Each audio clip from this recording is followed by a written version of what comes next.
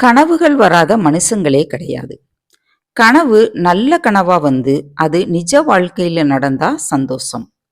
ஆனா கெட்ட கனவு வந்துருச்சுன்னா, ஐயோ! இந்த கனவு பலிக்கக்கூடாது, பலிக்கக்கூடாதுன்னு 1008 தடவை சொல்லுவோம்.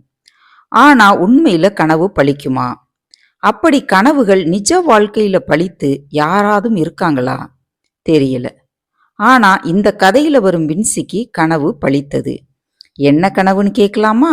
வாங்க. அனைவருக்கும் வணக்கம். நான் உங்கள் அகிலா. இது கதை கேட்கும் நேரம்.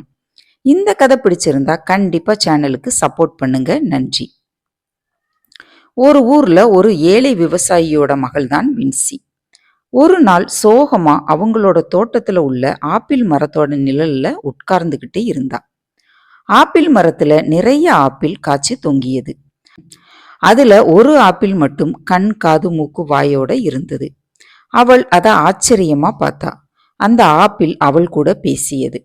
பெண்ணே, ஏன் இப்படி சோகமா இருக்க அப்படின்னு கேட்டது. அதுக்கு வின்சி, இன்னும் 2 மாசத்துல கிறிஸ்துமஸ் பண்டிகை வருது. அப்பா சொல்லிட்டாங்க, தோட்டத்துல நல்லா மழை பெஞ்சு வெள்ளாம வந்தா தான் புது துணி எடுத்து தருவேன், இல்லைன்னா புது துணி இல்ல அப்படின்னு சொல்லிட்டாங்க. என்னோட நண்பர்கள் எல்லாருமே அன்னைக்கு புது துணி உடுத்தி பட்டாசு வெடிச்சு இனிப்பு சாப்பிட்டு கொண்டாடுவாங்க. ஆனா நான் மட்டும் பழைய துணி உடுத்திக்கிட்டு இருப்பேன் அப்படின்னு சோகமா சொன்னதும், ஆப்பிள், உனக்கு என்ன பிரச்சனை? நல்லா மழை பெய்யணும், உனக்கு கிறிஸ்மஸுக்கு புது துணி வேணும், அவ்வளவுதானே, நான் அதை நடத்தி வைக்கிறேன் அப்படின்னு சொன்னது. அந்த நேரத்துல யாரோ வின்சிய தூக்கத்துல இருந்து எழுப்பிய சத்தம் கேட்டு வின்சி முழிச்சா. அவளோட அம்மா தான் எழுப்புனாங்க. என்ன இன்னும் தூக்கம், சீக்கிரமா எந்திரிச்சு ஸ்கூலுக்கு கிளம்பு அப்படின்னு சொன்னாங்க. ச்சே, கனவா அப்படின்னு வின்சி அவளோட அம்மா கிட்ட, அம்மா, கனவெல்லாம் நிஜ வாழ்க்கையில பலிக்குமாமா அப்படின்னு கேட்டா. அதுக்கு அம்மா, ஏன் கேட்குற, ஏதேனும் கனவு எதுவும் கண்டாயா அப்படின்னு கேட்டாங்க. வின்சி தான் கண்ட கனவை பத்தி அம்மா கிட்ட சொன்னான். அதுக்கு அம்மா, கனவெல்லாம் நிஜத்துல பலிக்காது, அப்படி கனவெல்லாம் பழிச்சிருச்சுன்னா இந்த உலகத்துல ஏழைகளே இருக்க மாட்டாங்க அப்படின்னு சொன்னாங்க. அப்படியே 2 மாசம் போனது. இந்த 2 மாசத்துல நல்லா மழை பெஞ்சு தோட்டத்துல பயிர்கள் விளைஞ்சது. நிறைய பணம் கிடைச்சது. வின்சிக்கு புது துணியும் கிடைச்சிருச்சு. பிறகு வின்சி வளர்ந்து பெரிய பெண்ணா ஆயிட்டா. அன்னைக்கும் அதே மாதிரி கனவு. அதே ஆப்பிள் பேசியது. இன்னைக்கு என்ன பெண்ணே, சோகமா இருக்க அப்படின்னு கேட்டது. அதுக்கு வின்சி, எனக்கு ஒரு ராஜகுமாரனை திருமணம் செய்யணும் அப்படின்னு ஆசை. இந்த நாட்டுக்கே நான் ராணியாக வேண்டும் அப்படின்னு ஆசை அப்படின்னு சொன்னான். அதுக்கு ஆப்பிள், இவ்வளவுதானா, கவலைய விடு, நீ இந்த நாட்டின் ராணியாவ அப்படின்னு சொன்னது. வின்சிக்கு முழிப்பு வந்துருச்சு. இந்த கனவை பத்தி தன்னோட அம்மா கிட்ட சொன்னான். அம்மா, ஆனாலும் உனக்கு ரொம்ப தான் ஆசை, நாமளோ ஏழை, எப்படி ஒரு பணக்கார பையனை, அதுவும் ஒரு ராஜகுமாரனை கல்யாணம் செய்ய முடியும்? இதெல்லாம் நடக்கிற காரியமா? மனசுக்குள்ள சும்மா ஆசைய வளர்க்காத, இன்னைக்கு ஆகிற வேலைய பாருன்னு சொன்னாங்க. ஒரு நாள் வின்சி குடிப்பதற்கு தண்ணீர் எடுக்க ஆத்துக்கு போனான். தண்ணி எடுத்துட்டு வரும் பொழுது ஒரு குதிரையில ஒரு வீரன் வந்துகிட்டு இருந்தான். இவளை பார்த்து, ஏய் பெண்ணே, நானும் என்னோட குதிரையும் தாகமா இருக்கும், தண்ணீர் தர்றியா அப்படின்னு கேட்டான். அதுக்கு வின்சி துடுக்குத்தனமா, பக்கத்துல தான் ஆறு இருக்கு, அங்க போய் குடிங்க அப்படின்னு சொன்னான். அதுக்கு அந்த வீரன், ஏன், நீ எனக்கு தண்ணீர் தரமாட்டாயா அப்படின்னு கேட்க, வின்சி மனசில்லாம ஒரு பானை தண்ணிய அவன்கிட்ட கொடுத்தா. அவனும் குதிரையும் தண்ணீர் குடிச்சாங்க. குடிச்ச பிறகு, ஆமா, உன்னோட பேர் என்ன, உன்னோட ஊர் எது, உன்னோட வீடு எங்க இருக்கு அப்படின்னு கேட்டான். வின்சிக்கு கோபம் வந்துருச்சு. தண்ணிய குடிச்சிட்டீங்களே, உங்க வேலைய பாருங்க அப்படின்னு சொல்லிட்டு திரும்பவும் தண்ணீர் எடுக்க ஆத்து பக்கம் போயிட்டா.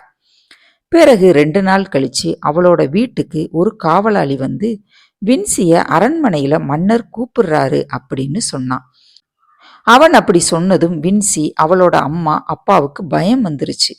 எதுக்காக அரண்மனைக்கு கூப்பிடுறாங்க, நாம ஏதும் தப்பு பண்ணிட்டோமா, ஏதாவது தண்டனை கொடுக்கவா இருக்குமோ அப்படின்னு 3 பேருமே புலம்புறாங்க. பிறகு அரண்மனைக்கு போனா தெரியும் அப்படின்னு 3 பேருமே அரண்மனைக்கு போறாங்க. உள்ள போனதுமே எல்லோரும் நல்லா வரவேத்தாங்க. இவங்களுக்கு ஒரே ஆச்சரியமா இருந்தது. வின்சிய மட்டும் ஒரு பணிப்பெண் வந்து கூட்டிட்டு போய் ராணி மாதிரி உடை உடுத்தி விட்டா. இவளுக்கு ஒண்ணுமே புரியல. அப்படியே இவளை அரண்மனைக்கு கூட்டிட்டு போனாங்க. அங்க அன்னைக்கு தண்ணீர் கேட்டான்ல, அவன் அரசகுமாரன் உடை அணிந்து இவளை பார்த்து சிரிச்சான். மன்னர் வந்தாரு. எல்லாருக்குமே செய்தி சொன்னாரு. என்னன்னா, இளவரசனுக்கும் இந்த பெண்ணுக்கும் திருமணம் நடக்க உள்ளது அப்படின்னு சொன்னாரு. வின்சியோட அம்மாவுக்கும் அப்பாவுக்கும் ரொம்பவே சந்தோஷம். வின்சிக்கு ஆச்சரியம் தாங்கல. உள்ளுக்குள்ளேயே ரொம்பவே சந்தோஷப்பட்டா. இளவரசனுக்கும் வின்சிக்கும் திருமணம் நடந்தது. வின்சி நாட்டோட ராணி ஆயிட்டா. அவளோட கனவு பலித்தது. ஒரு நாள் வின்சி கனவுல வந்த ஆப்பிள் மரத்தை போய் பார்த்தா.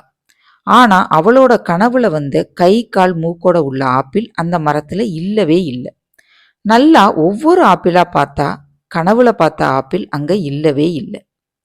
இந்த கதையிலிருந்து நாம தெரிஞ்சுக்க வேண்டியது என்னன்னா, கனவுங்கிறது எல்லாருக்கும் வரத்தான் செய்யும். ஆனா தூங்கி எந்திரிச்ச பிறகு பெரும்பாலும் அந்த கனவு மறந்து போயிரும். அப்படியும் ஒரு சில நாள் கனவு ஞாபகத்துல இருந்துச்சுன்னா அது நடக்கும் அப்படின்னு சொல்லவே முடியாது. அதெல்லாம் சினிமாவில் தான் நடக்கும். உண்மை வாழ்க்கையில நடக்கவே நடக்காது. நான் சொல்லும் இந்த கருத்து யாருக்காவது ஏதாவது ஒரு மாற்றத்தை தரும் அப்படின்னு நம்புறேன். இனி ஒரு நல்ல கதையோடு அடுத்த வீடியோவில் சந்திப்போம். நன்றி, வணக்கம்.